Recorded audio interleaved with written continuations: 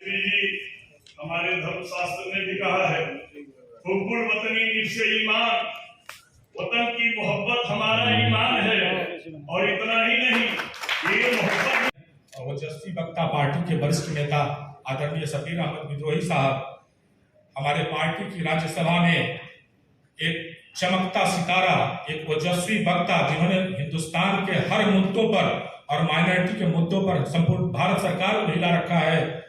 हमारी बड़ी बहन आदरणीय फौजिया खान साहब इस अधिवेशन की अध्यक्षता कर रहे हैं। हमारे साथी अमनदीप सिंह साहनी साहब, चांद बाबू रहमान साहब, एहतराम साहब, सईद सिद्दीकी साहब, राशिद भाई, नूर मोहम्मद साहब और जिन साथी का नाम मैं भूल गया हूं मैं उनसे क्षमा प्रार्थी हूं। मैं आप सबों के तरफ से और राष्ट्रवादी कांग्रेस पार्टी की तरफ से अपने नेता आदरणीय शरद पवार साहब का इस्तकबाल करता हूं, उनका तहे दिल से शुक्रिया अदा करता हूं कि उन्होंने आज अपना कीमती वक्त हम सबों को दिया है। 50 लड़के को नौकरी देने के लिए एक जगह बिठाया और उनको कहा गया कि आप ये 200 नौजवानों का इंटरव्यू लीजिए। मालूम है बहुत सी जगह पर माइनॉरिटीज का लड़का सामने आता है तो इन वाले ने उनको जस्टिस देने की जिम्मेदारी जिनके ऊपर है वो नजरअंदाज करते हैं। माइनॉरिटीज को छोड़कर आगे का नंबर कौन है, कैसा है, इस पर देखा ज्यादा जाता है। अरे नौजवान लोगों को हम रोजी रोटी का बंदोबस्त नहीं करेंगे। अगर ऐसे जिससे वो कोई गलत रास्ते पर गया तो मैं गलत रास्ते पर जाने के लिए जिन्होंने चिट्ठी पैदा की, मेरे कहने से इनकी जिम्मेदारी ज़्यादा है तो लड़के की जिम्मेदारी ज़्यादा है। ऐसे कई बातें आज हम देखते हैं कि देश के मुख्य राज्यों में क्या चल रहा है। अखबार में एक न्यूज थी, शायद आपसे करी होगी, कर्नाटक में जिनके हाथ में वहाँ की हुकूमत है, ये हुकूमत में बैठने वाले कुछ लोगों ने अपने क्षेत्र चालू मैम, आज जो ये प्रोग्राम किया गया था इसमें आप कुछ मांगे भी रख रही हैं सरकार के समक्ष से? ये हमारे माइनॉरिटी डिपार्टमेंट राष्ट्रवादी कांग्रेस पार्टी का इसका एक कन्वेंशन है और इस कन्वेंशन में हमने अपने जो इश्यूज़ हैं माइनॉरिटीज़ के वो डिस्कस किए हैं और इन इश्यूज़ को और माइनॉरिटीज़ ने किस तरह से इस देश में क्या उनका चलना फिरना बोलना चालना कैसे होना चाहिए उस बात पर डिस्कशन हुआ है।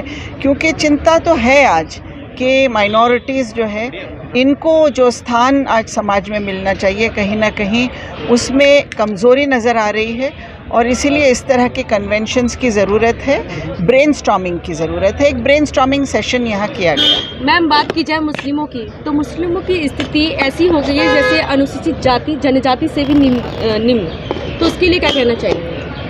दयनीय स्थिति होगी उससे भी ज़्यादा। ये सब इश्यूज़ को सरकार ने इस पर ध्यान देने की आवश्यकता है। अनफॉर्चुनेटली सरकार ध्यान दे नहीं रही है और इसीलिए हमारी राष्ट्रवादी जैसे पॉलिटिकल पार्टीज़ यही सोचने के लिए आज यहाँ मिले हैं कि हम इन इश्यूज़ को किस तरह हाईलाइट कर सकते हैं और माइनॉरिटीज़ को किस तरह समाज में न्याय मिल सकता है, इस पर डेलिब्रेशंस किए गए। थोड़ा अपने बारे में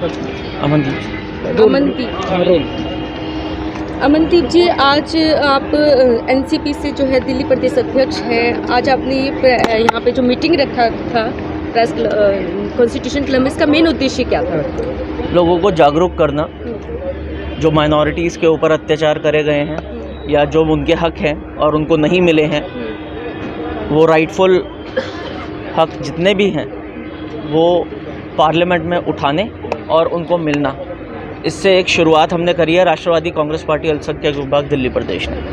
क्या लगता है कि जो मौजूदा सरकार है वो अन्य चीज़ों पर जो है मुद्दा बन जाता है उनका, लेकिन जो अल्पसंख्यक है उनकी कहीं बात ही नहीं होती है? बात नहीं होती है। आवाज़ हमारे पास ऐसी है, आदरणीय पवार साहब की अगर मैं बात करूं कि जब उनकी आवाज़ चलेगी तो देश सुनता है। तो मैं ये समझता हूं कि जब वो बोलेंगे तो हमारा हमारा हक भी मिलेगा और माइनॉरिटीज़ के लिए एक बहुत बड़ा ये प्लेटफॉर्म रहा है राष्ट्रवादी कांग्रेस पार्टी का। जब भी कोई ऐसी ताकतें जो राष्ट्रवादी कांग्रेस पार्टी को डिफ्रेम करना चाहती है या कुछ भी, जब भी आवाज़ें उठाई गई हैं तो उनके पीछे चाहे वो ईडी हो गया या सीबीआई हो गई, लेकिन इससे हमारा रुख नहीं बदलेगा। राष्ट्रवादी कांग्रेस पार्टी अल्पसंख्यक विभाग दिल्ली प्रदेश लड़ता रहा है, लड़ता रहेगा अपने हकों के लिए, अल्पसंख्यकों के लिए। तमाम जनता से क्या संदेश और क्या अपील करना चाहेंगे, खास तौर पर अल्पसंख्यकों से? लोग ज़्यादा से ज़्यादा जुड़े, एकता बढ़े, सारी कम्युनिटियाँ एक रहे, आपसी भाईचारा रहना चाहिए। मीटिंग रखा गया है, खासतौर पे माइनॉरिटी को लेकर के कुछ बातें भी की गई हैं, उनके मुद्दों की, जहां सरकार बातें करती है लेकिन उन मुद्दों को फुलफिल नहीं किया जाता है। आपका इस पे क्या विचार है? देखिए, एक बात आपको बताएं, वादा जो होते हैं वो निभाने के लिए हों तो फिर हम कोई बात करें, वादा फंसाने के लिए होता है, निभाने के लिए नहीं होता। अभी आप कह रही हैं माइनॉरिटी के चाहे कितनी भी समस्या हो, पहले तो हम संरक्षण में उलझे हुए हैं तो आरक्षण की बात क्या करें।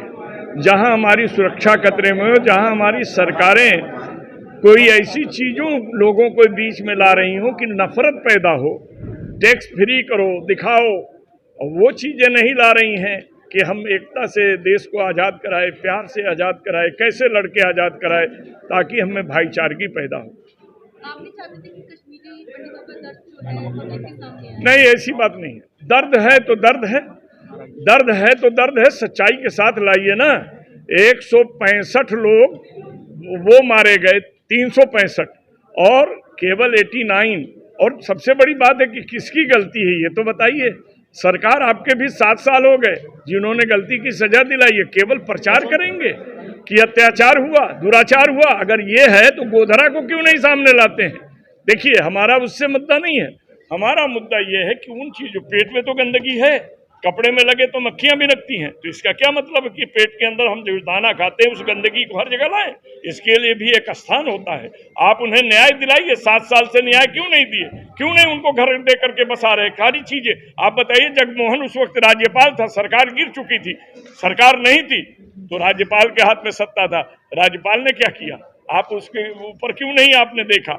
सबसे बड़ी बात देखिए, यहाँ पर एक चीज है, खिदमत कीजिए, सेवा कीजिए, कोई बात नहीं है, मगर नफरत मत फैलाइए। आपको लगता है जैसी आई उस पर राजनीति शुरू हो गई है? देखिए, हमारे यहाँ तो हर बात पे राजनीति शुरू हो जाती है मैडम। आप देखें, किसान के आंदोलन में भी किसान का आंदोलन था, लेकिन क्या क्या कहा गया, आतंकवादी कह दिए गए, खलिस्तानी कह दिए गए, पाकिस्तानी कह दिए गए। ये कौन कहता है? देखिए, इस देश में एक परंपरा बन गई है, वो कत्ल भी करते हैं तो चर्चा नहीं होती, हम सांस भी लेते हैं तो हो जाते हैं बदनाम। यहाँ तो अलग अलग बातें हैं, हमारा उससे नहीं है। हमारा ये है, सत्य दिखाइए, सत्य बताइए, सत्य को मत छुपाइए, झूठ का प्रोपगंडा करके जनता में नफरत मत फैलाइए। आखिरी सवाल, माइनॉरिटी को उनके हकूक कैसे मिलेंगे, उनके राइट्स कैसे मिलेंगे? देखिए, हकूक तो मैं एक बात बताऊं, माइनॉरिटी हकूक लेना जान जाए तो हकूक मिलना भी आ जाएगा। देने वाले से लेने का तरीका है, जिस पर एक शेर सुना देता हूं, दरे आस्था से बंदे को क्या नहीं मिलता, जो मांगने का तरीका है उस तरह मांगो। नफरतों से हम नहीं मांग सकते हैं। हमारा भी काम है कि सरकार किसी की हो, सरकार भारत की है, हम भारत के वासी हैं, इसलिए सरकार का विरोध के लिए नहीं करेंगे, सरकार की गलतियों का विरोध किया जा सकता है। सरकार अगर अच्छा काम कर रही है तो उसका वो भी होना चाहिए। जो कल दिल्ली में घटना हुई, सीएम आवास पर जो चढ़ाई हुई है, हमला हुआ है, इसके बारे में कुछ कहना चाहिए? हमें पूरी जानकारी जब नहीं है तो मैं ये कहूँ, अगर सीएम के आवास पर हमला है तो हमला लोकतंत्र के ढंग से मोर्चा लेकर जाइए, मगर अत्याचार मत मचाइए, अपने डिमांड को दीजिए, संवैधानिक अधिकार से लड़िए। आपको लगता है बीजेपी पावर का गलत इस्तेमाल कर रही है? बिल्कुल कर रही है, गलत इस्तेमाल कर ही नहीं रही है, कराने की भी कोशिश करती है। देखिए, उसमें सभी नेता वैसे नहीं है, मगर जानती हैं कि जिस चीज की डिमांड बढ़ जाती है वो ब्लैकमेल में आ जाता है। इस देश में आज राजनीति में ही आप देख लीजिए, आंख उठा करके उत्तर प्रदेश या पार्लियामेंट में देख लीजिए, क्या कौन आए हुए हैं जिनके ऊपर 50-50 मुकदमे चल रहे हैं, 40 चल रहे हैं, 30 चल रहे हैं। देखिए, हम ये कविता की 4 पंक्तियां अपनी है कह देता हूं कि वो साहब ये है, जब आचरण न बदले सरकार बदल कर क्या होगा, सबके सब वैसे ही हैं, दो चार बदल कर क्या होगा। नाव पड़ा मझधार सुनो पतवार बदल कर क्या होगा, जब आचरण न बदले सरकार बदल कर क्या होगा। आपने मंच के माध्यम से कहा था कि ओबीसी ही हमारी आवाज को जो है उठाते हैं, क्या और नेता नहीं उठा रहे? नहीं, मैंने ये नहीं कहा। देखिए एक बात आप समझिए, आप जिस देवी के पुजारी हैं उसी से न मांगेंगे, जो हमारा नेता है हम उसी की बात करेंगे ना। जो फिर हमारे बीच में आएगा उसको हम अपने गले लगाएंगे। हम एक की बात नहीं करते। अब इस हाल में मीटिंग हो रही है तो हम इसी हाल का कहेंगे ना कि इसमें अच्छा है कि बुरा है कि नहीं है। अगर हमारे और किसी हाल में आप ले जाएंगी आएंगी, हम हाल और चाल के साथ नहीं है, हम आपके प्यार के ख्याल के साथ हैं। देश में ख्याल बदल जाना चाहिए, अत्याचार न करने के भाव आना चाहिए। सरकार है तो जनता सब हमारी है, ये विचार आना चाहिए, तब ना कोई बात होगी। यहाँ तो दूसरी बातों से देश चल रहा है। जानकारी का साझाकरण मानना आपके द्वारा। सर, आप दिल्ली प्रदेश अध्यक्ष हैं। जिस तरीके से माइनॉरिटी की जो स्थिति है, अनुसूचित जाति, अनुसूचित जनजाति से भी निंदनीय हो चुकी, इस पर आपके क्या विचार? ये तो सरकारों का काम है कि जो आज की मौजूदा सरकार है वो मैं समझ रहा हूँ कि शायद उनसे ये देश नहीं चल पा रहा है और हिंदुत्व का एक प्रोपेगेंडा फैला दिया है। खाली माइनॉरिटीज़ पे अत्याचार करो, दूसरे जनजातियों को आपस में लड़वाओ, प्रोग्रेस की बात कोई नहीं कर रहा है कि देश आगे कैसे बढ़ेगा। महंगाई आसमान पर है, इस पर उनके कभी कमेंट्स नहीं आएंगे। निजीकरण का बात करें अगर हम, और दूसरी बात है कि उनको देश से मतलब नहीं है, उनको अदानी अंबानी से मतलब है।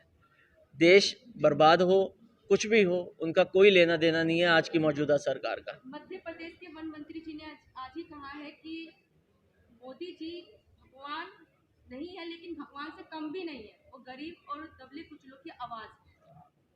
अगर भगवान की बात अगर आप कहती हैं बेटा, तो मैं एक बात बड़ा साफ कह दूं, भगवान 5 शब्दों में है। भ ग व अ का मंत्र न, भ भूमि ग गगन व वायु अ अग्नि न नीर। 5 से बनी हुई शरीर में जो आत्मा है वही परमात्मा है। डिजिटल होगी दुनिया सारी, किसान मजदूर बने भिखारी, वो क्या जाने परिवार की पीड़ा जिसने छोड़ दी अपनी नारी। फिर वो उसके आप भगवान बना लीजिए चाहे जो बना लीजिए, जो अपना फर्ज नहीं निभा सका, देश का दायित्व नहीं निभा सका, वो उनका भगवान है, भारत का भगवान नहीं है। भारत का भगवान किसान है जो अन्न उगा करके आपके मुंह तक रोटी पहुंचाता है, और उसके ऊपर ये जुल्म करे और उसको वो अगर भगवान कहे तो आप जान जाइए। सुनिए, इसमें रामायण की एक चौपाई है जो आपसे हम कह देना चाहते हैं, जाकी रही भावना जैसी, हर मूरत देखी तीन तैसी। तो वो वन मंत्री की भावना ही गजब है, वो उसे भगवान समझे। जिसे हम इंसान भी समझने को तैयार नहीं है, उसे कोई भी भगवान समझे, इसमें कोई दिक्कत की बात नहीं।